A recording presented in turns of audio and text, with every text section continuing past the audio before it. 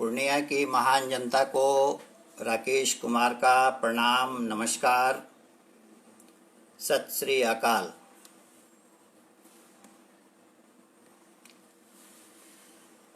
आज मैं दो विषय पे आप लोगों के सामने बोलूँगा। एक, पूर्णिया का विकास कब होगा। दूसरा, रूरल पार्टी के इंडस्ट्रियल डेवलपमेंट के संबंध में मैं आपको जानकारी दूंगा। सबसे पहले मैं माननीय प्रधानमंत्री जी को बहुत बहुत धन्यवाद देता हूं कि उन्होंने लाल किले के प्राचीर से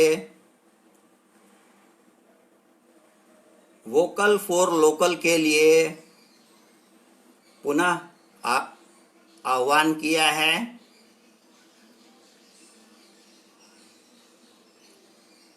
दूसरी बात है कि मैंने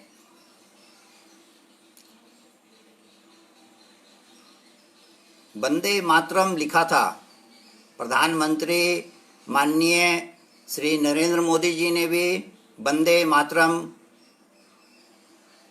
का उद्बोधन किया, जो सभी देशवासियों को अच्छा लगा होगा। आज हमारे देश के लोकप्रिय प्रधानमंत्री, पूर्व प्रधानमंत्री श्री अटल बिहारी वाजपेयी जी का दूसरा पुण्यतिथि है।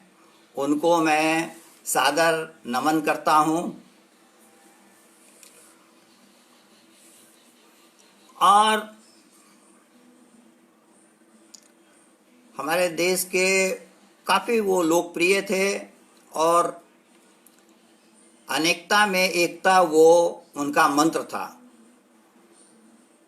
हम भी इस मंत्र को अपने जीवन में आत्मसात करें।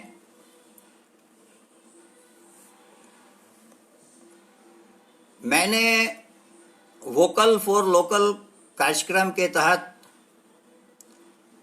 10 लक्ष्य रखे हैं।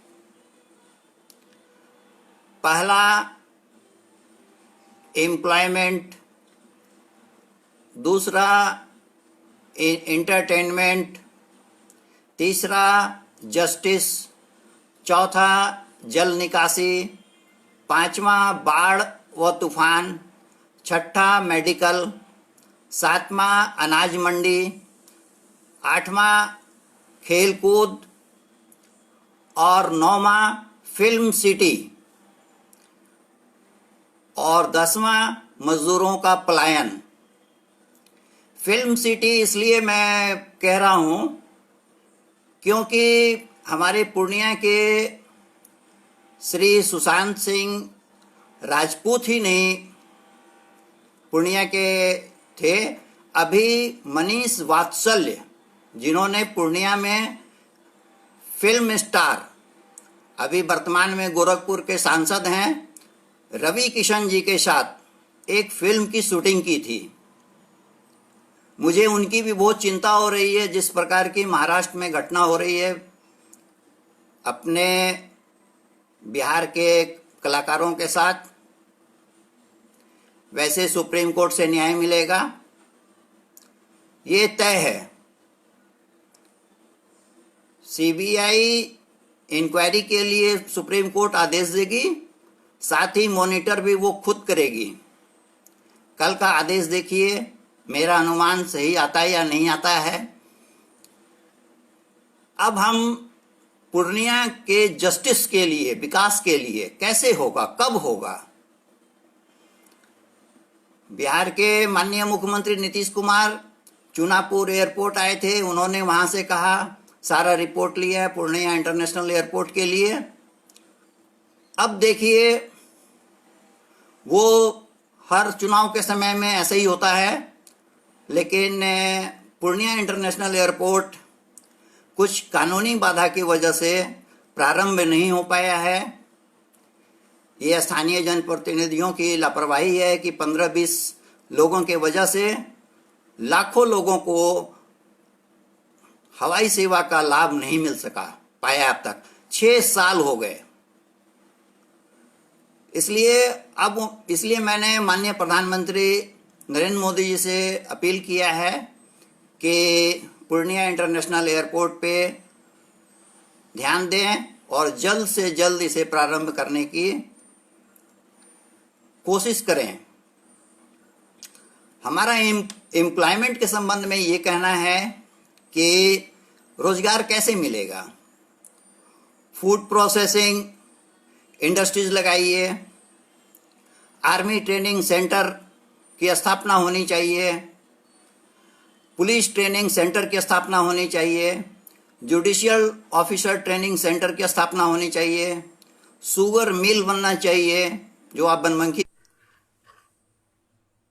बनमनखी का चीनी मिल कहते हैं, तो वो चीनी मिल प्रारंभ होना चाहिए। पूर्णिया इंटरनेशनल एयरपोर्ट है ही, तो ये अगर मान लीजिए फूड प्रोसेसिंग इंडस्ट्रीज अगर एस्टेब्लिश होता है तो उससे किसानों को भी लाभ होगा, आम जनता को भी रोजगार मिलेगा। आर्मी ट्रेनिंग सेंटर में एम्प्लॉयमेंट के चांसेज हैं। भारत सरकार 3 साल के लिए युवाओं को नौकरी देने की योजना बना रही है, जो आने वाले 2-3 महीने में इसकी घोषणा तय है। इसमें सेना के बड़े अधिकारी भी चिंतन मनन कर रहे हैं, जिसकी मुझे जानकारी है।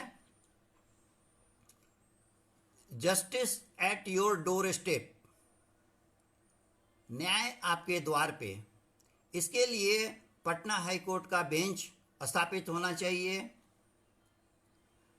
एंटरटेनमेंट के लिए चिड़ियाघर, म्यूजियम और साइंस सेंटर, इसकी भी मैंने मांग रखी है। बच्चों युवाओं के लिए स्पोर्ट्स एकेडमी, इसकी भी मांग रखी है मैंने। आप ये मान के चलिए, अगर इस 26 मांग में से 5-6 मांग भी अगर पूरी हो जाती है तो आपका सड़क, नाला, ड्रेनेज की भी मांग रखी है मैंने। तो ये मांग माननीय प्रधानमंत्री श्री नरेंद्र मोदी जी के पास, बिहार के माननीय मुख्यमंत्री नीतीश कुमार जी के पास लंबित है। चुनाव निकट है और इस दरमियान ये लोग क्या घोषणा करते हैं, ये देखने वाली बात है। अब मैं आपको नेचुरल क्लाइमेटीज, बाढ़ और तूफान के लिए भी मैंने योजनाएं बताई है, मांगे रखी है कि उड़ीसा गवर्नमेंट और बिहार गवर्नमेंट दोनों मिलकर कोऑर्डिनेशन कमेटी बनावे और इससे बिहार को लाभ होगा, क्योंकि उड़ीसा गवर्नमेंट अपने यहाँ बाढ़, तूफान, इन सब पर बहुत हद तक कम से कम जनहानि हो इसकी व्यवस्था और मॉनिटरिंग करते रहे हैं।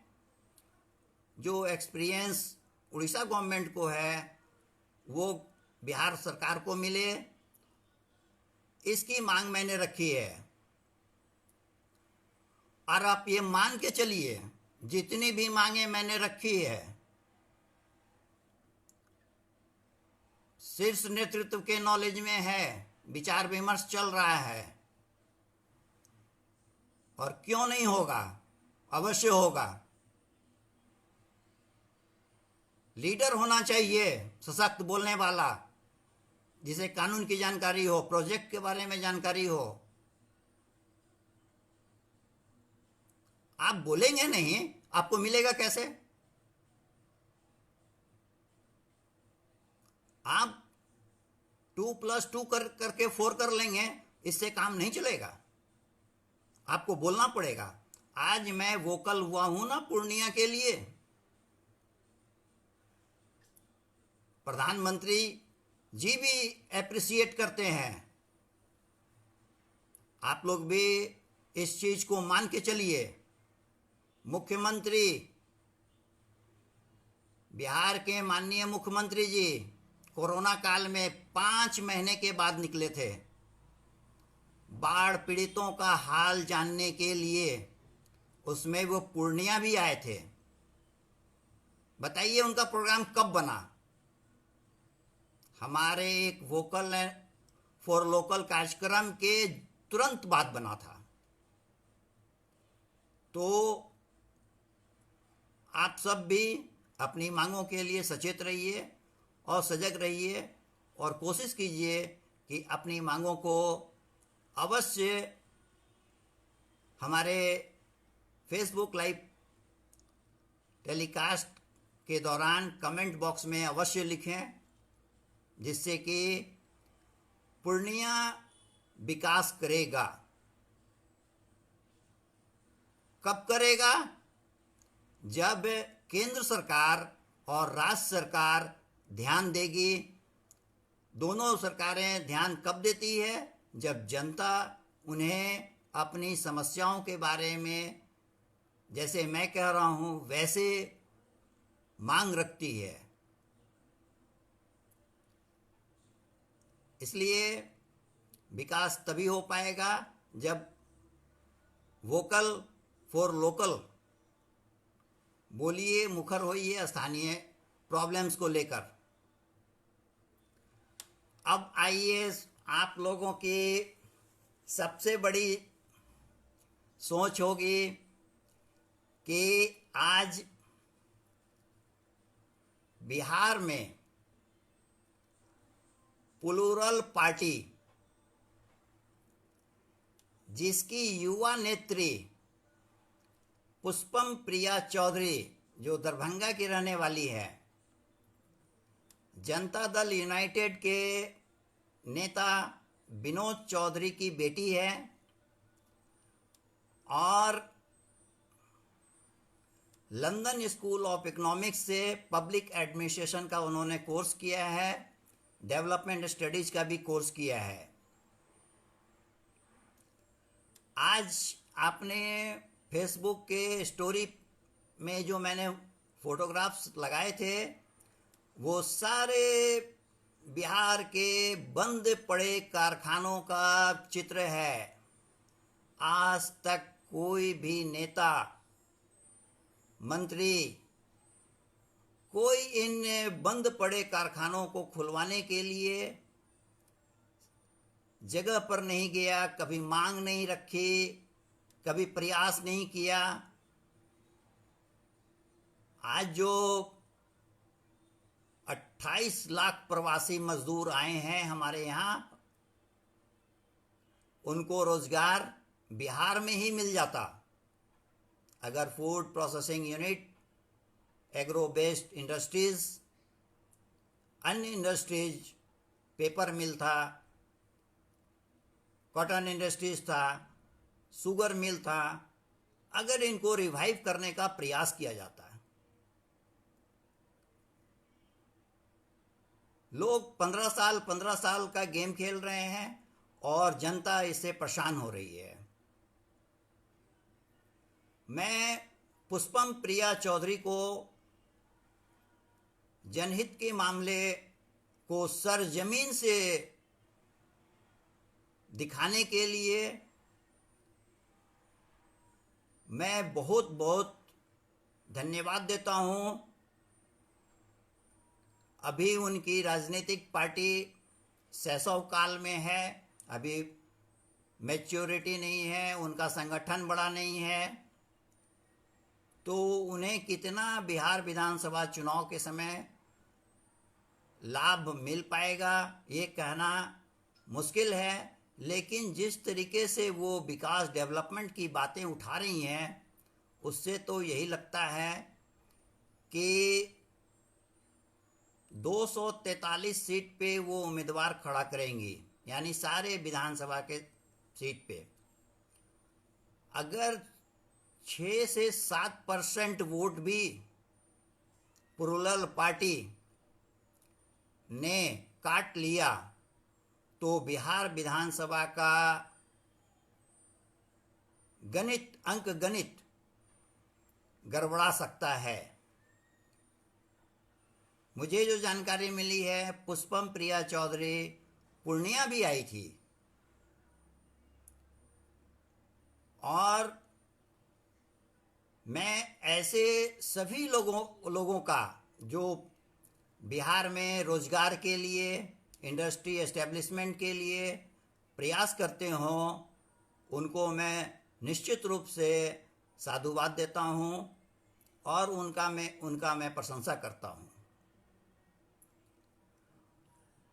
ये सब अभी हर लोग अपनी तरफ से प्रयासरत हैं और लेकिन Bharatiya Janata party, Janata Dal United, RJD, Congress,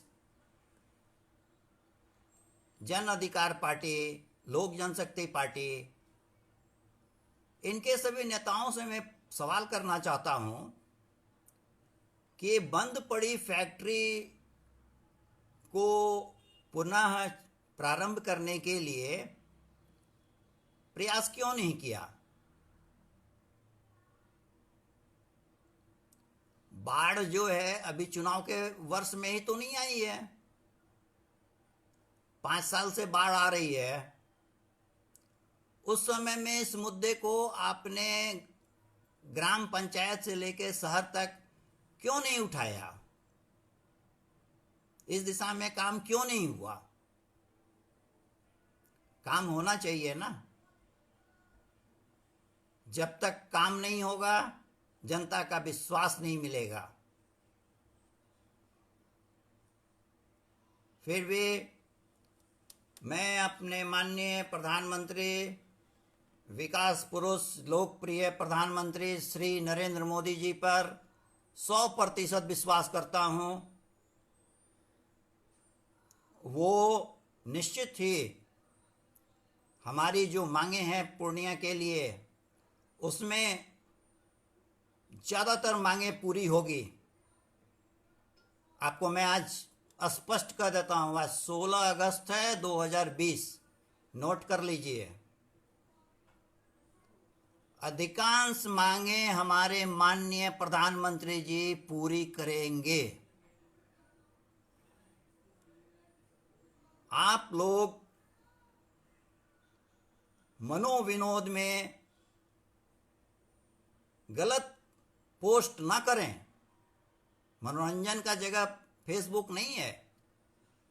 आप विकास की बातें रखिए, सभी बातें पहुंच रही है जगह पे। मेरी बात पहुंच रही है तो आपकी भी बात पहुंचेगी। इसीलिए आप एक छोटी सी कम उम्र की लड़की जब जगह पे जाकर के, बंद पड़ी फैक्ट्रियों में, जंगल में, सब जगह जाकर के मशीनरी का, और वो जब मुआयना कर सकती है, मामला को उठा सकती है, तो आप समय क्यों बर्बाद कर रहे हैं?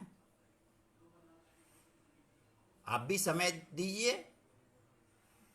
और पूर्णिया से भी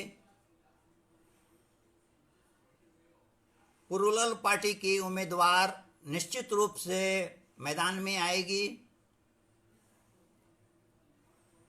और इसका जवाब सभी राजनीतिक दल को देने के लिए तैयार रहना चाहिए, क्योंकि एक पढ़ा लिखा वर्ग यदि आपके बीच में आता है और अपनी योजनाओं को लेकर के आता है, तो ये तय मानिए उसकी सब सुनते हैं। मैं दावे के साथ कह सकता हूं कि पूर्णिया विधानसभा के अंदर, विधानसभा क्षेत्र के अंदर, और लगता हुआ धमदाहा कस्बा विधानसभा क्षेत्र के अंदर 10 इंडस्ट्रीज से भी ज़्यादा लगने की संभावना है।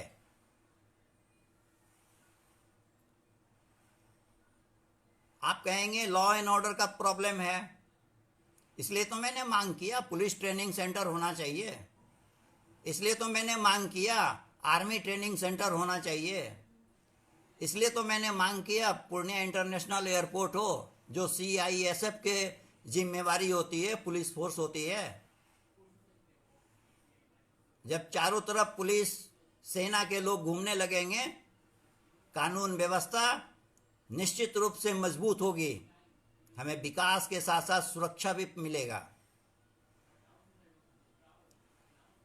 इसलिए आप लोग भी इस तरह की जनहित के मामले को उठाइए, रखिए, और किसी तरह से परेशान होने की ज़रूरत नहीं है।